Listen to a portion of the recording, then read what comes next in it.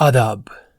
मैं साहिल इकबाल हूँ। खबर उर्दू पर आज की अहम पॉडकास्ट नशिस्त में हम बात करेंगे कुरान पाक की आयत मुबारक के खिलाफ सुप्रीम कोर्ट में अर्जी और मुसलमानान आलम के जज्बात मजरू।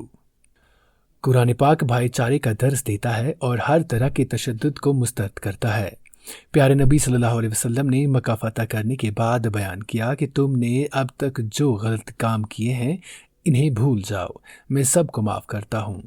कुरान पाक माफ़ करना सिखाता है, न कि तशद्दुद। माजी में बहुत सारे लोगों ने कुरान मजीद की आयात को तब्दील करने की कोशिश की, लेकिन उन्हें मुंह की खानी पड़ी। अल्लाह ताला खुद इस मुक़द्दस किताब का मुहाफ़िज़ है, जो मोहब्बत और मग़फ़िरत का ज़रिया है और कतई तशद्दुद की तालीम नहीं देता। कुरान एक मुकम्मल ज़िंदगी गुजारने का तरीका है और क़यामत तक रहेगा। कुरान पाक हर तरह के तग़य्युर और तबदल और तहरीक और कम व बेशी से महफूज है। दुनिया में हज़ारों वसीम रिज़वी आए और गए, कुरान मजीद वैसे का वैसा है। एक क्या सैकड़ों वसीम रिज़वी भी कुरान करीम की किसी सूरा या किसी आयत बल्कि किसी हर्फ को हज़्ब नहीं कर सकते। कुरान पाक क़यामत की सुबह तक महफूज है और इसके ख़िलाफ़ साजिशें रचने वाले या उंगलियां उठाने वाले अहमक तरीन अफराद हैं।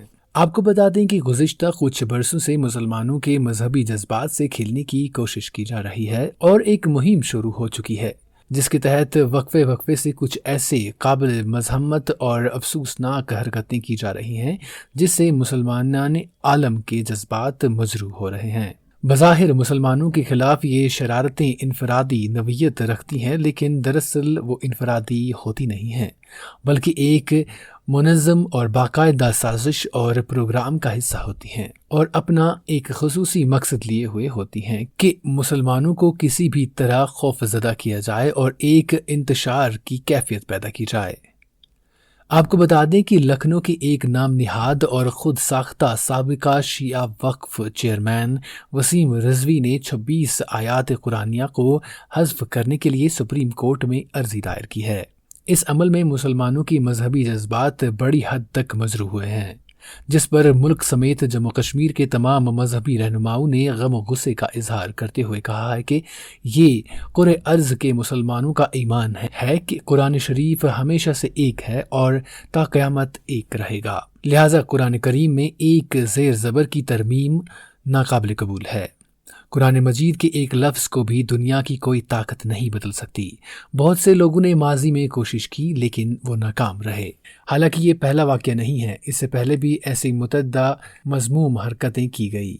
कभी रिलीजियस लीडर के नाम से किताब इजरा करके, कभी लॉर्ड डेब्रडल रसल की किताब के ज़रिए जिसमें पैगम्बर आखिर ज़मान सल्लल्लाहु अलैहि वसल्लम की ख़याली तस्वीर बनाई गई थी, कभी डेनमार्क के मलगून कार्टूनिस्ट के ज़रिए से, या कभी मुल्क में कुछ मुस्लिम दुश्मन फ़िरका परस्तों के बयानात या इल्ज़ामात तराशियों से मुसलमानों के मजहबी जज्बात को ठेस पहुँचाने की कोशिश की गई।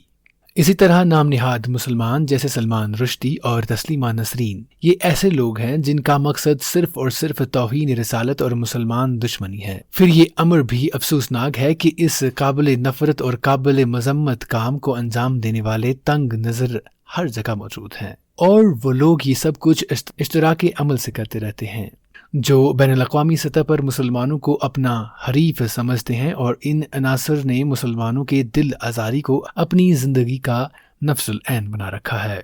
इसी तरह के हालिया बयान के चलते आलिम-ए-दीन ने कहा है कि रिज़वी एक मुर्तद है, मुसलमानों को इसे नज़रअंदाज करना चाहिए।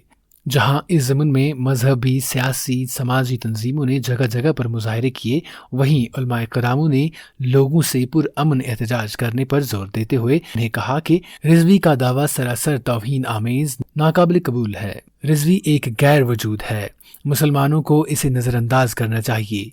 जहाँ इस ज़मीन में मजहबी तंजीमों ने जगह जगह पर मुजाहरे किए, वहीं आलिम किराम ने लोगों से पुरअमन एहतजाज करने पर जोर दिया।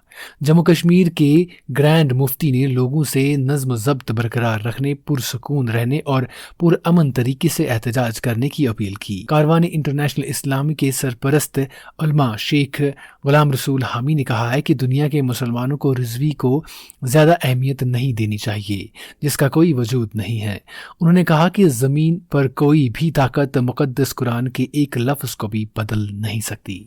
یاد رہے کہ رضوی نے قرآن کریم کی 26 آیت مبارکہ کو حذف کرنے کے لیے سپریم کورٹ کا رخ کیا ہے کہ یہ آیات نفرت، تشدد، دہشت گردی کی تعلیم دیتی ہیں، مگر تاریخ شہادت ہے کہ دین اسلام نے غیر مسلمانوں کے ساتھ بھی حسن سلوک کرنے کی درخشاں روایات قائم کی ہیں۔ ایک مرتبہ آپ صلی اللہ علیہ وسلم کے سامنے سے ایک یہودی کا جنازہ گزرا تو آپ اس کے احترام میں کھڑے ہوئے۔